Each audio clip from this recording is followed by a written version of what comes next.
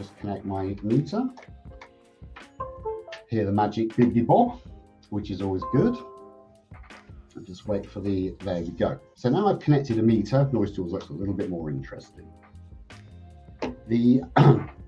I'm going to take you through the little options that we have here.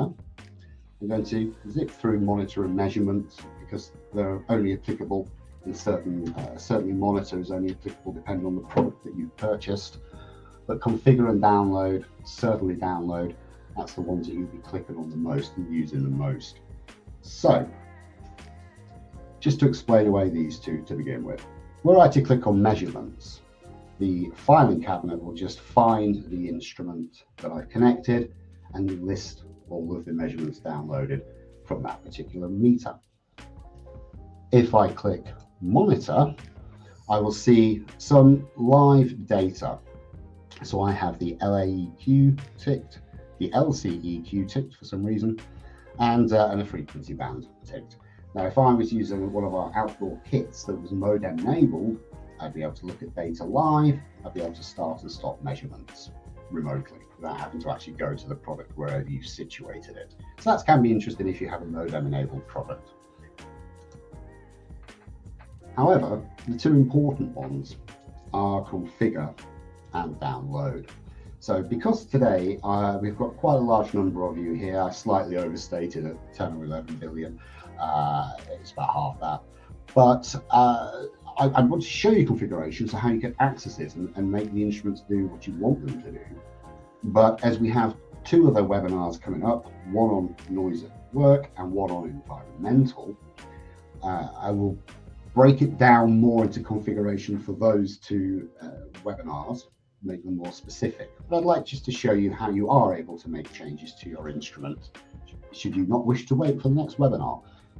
So, if I can click on configure, this little box will appear. I shall just make it a little bit larger. So I've connected my instrument. The first thing you can do, if you so wish, is you can give it a name. I'm going to call mine demo because I'm just that creative. And any changes that you make to your instrument, all we ever need you to do is just click save to instrument. That's all. You can change languages, so depending where you are in the world, you can turn your instrument from English to French to German, Spanish or Italian. That's one of the few things that you do if you do decide to change language. The instrument, the sound level meter, will need to switch itself off, turn itself back on again, and then the language you've chosen will be presented. Here, just to explain away the level colors, on the side of your Optimus, no matter what version of Optimus you have, there's a little color-coded bar that's showing you the LAF, level A-weighted fast, or in other words, sound as it's happening right now. A common value used for an awful lot of types of noise measurements is called the LAEQ. That's an averaged value. The LAF is what's happening right now.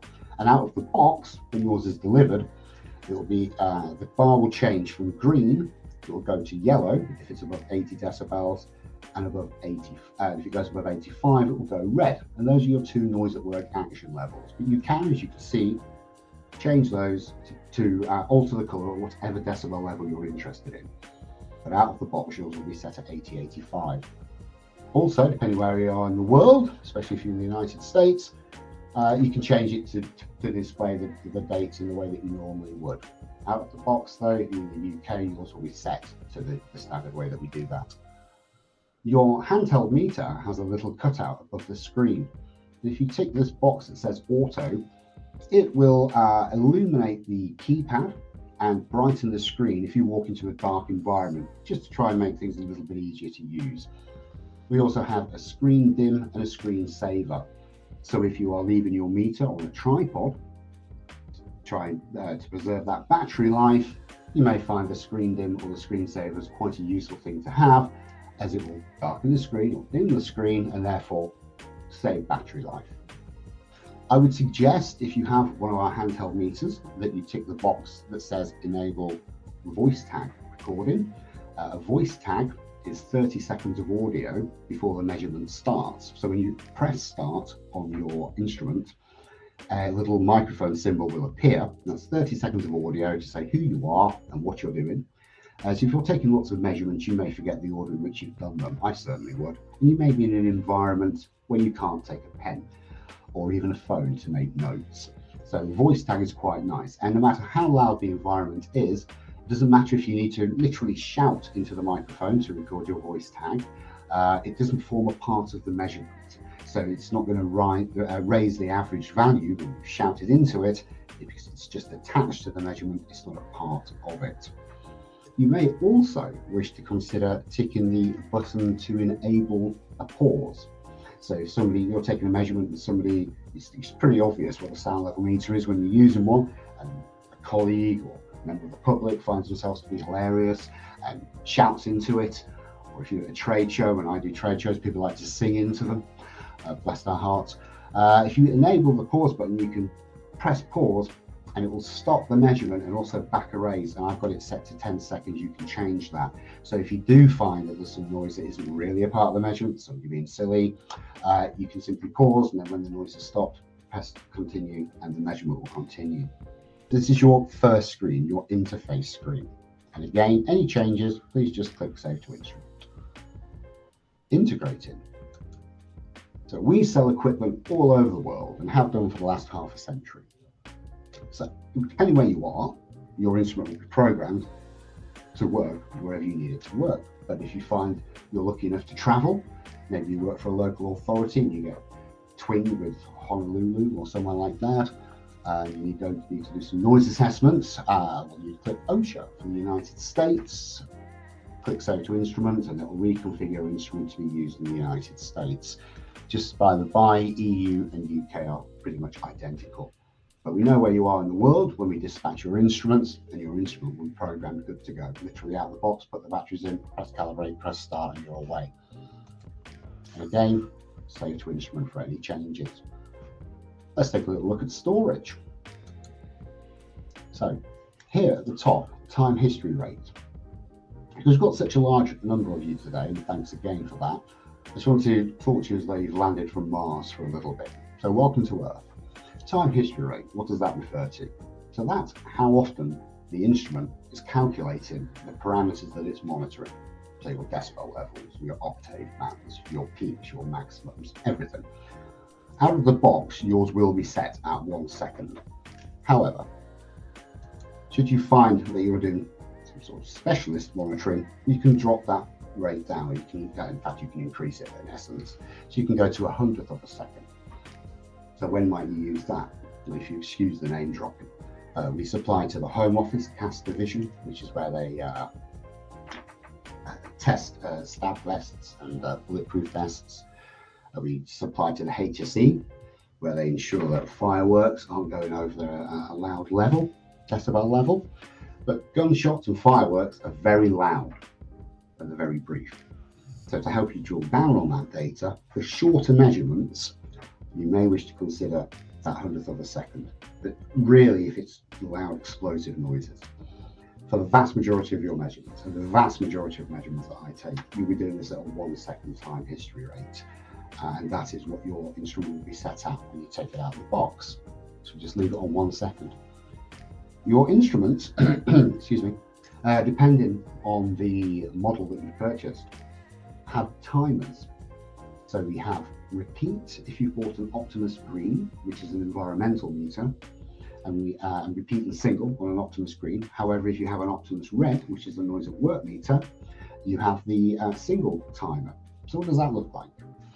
If I were to click on the single timer to cover as many of you as possible, and I wish to leave my meter on a tripod in an area that's going to be somebody's workplace for the next 8 hours, but you don't want to be there for 8 hours, you've got it positioned in a nice place, let's just leave it running. You can tell the instrument, I want you to run for 8 hours, click Save to Instrument, and when you press start, the meter will start, but it will stop after 8 hours. So if you're not there to pick up the meter, you go into overrunning for the next hour or so. If there's no noise, that's going to impact on the values. So it's quite nice to be able to know that it'll be able to just stop without you having to be there to do so. And we like people to be confident when they're using our equipment. So if you do set a single timer and click Save to Instrument, you will see a little stopwatch icon next to the clock at the top left of the screen, where you just set, so it's just to give you confidence as you walk away. If you were to click the repeat timer, it looks like one of those sand timers, those egg timers that you may use in your kitchen. And it's just as I say, so that when you walk away, you know that instrument's going to do what you want it to do. So just switch that off. A repeat time, just to explain, you may wish to use that. If you're doing traffic monitoring or something like that, you may wish to have a 15-minute LAEQ. So you may want to put it on a repeat timer of 15 minutes. For those of you with Optimus Greens, and so this is, as I mentioned earlier, this is sort of a quick overview of configuration, because some of you will have certain interest in one part and others in a different part, which is why we've also decided to go with a Noise at Work webinar and an environmental webinar. But for those of you that do have audio, we have this here. So audio, if you have an Optimus Green, your instrument will have standard high in studio. These are referenced in bit rates, so standard is 16-bit. All of these are uncompressed WAV files, which means that you can use them in court. Here it says maximum audio duration, and it's set at unlimited out of the box because you're using this as a handheld. So if you press record audio on your instrument and you're holding it, we've gone ahead and assumed that you'll not really want it to stop recording audio because you're there. But if you are leaving it on a tripod, you can tell it to stop recording audio after those increments that you can see on the screen, 2 minutes, 5 minutes, and 10 minutes.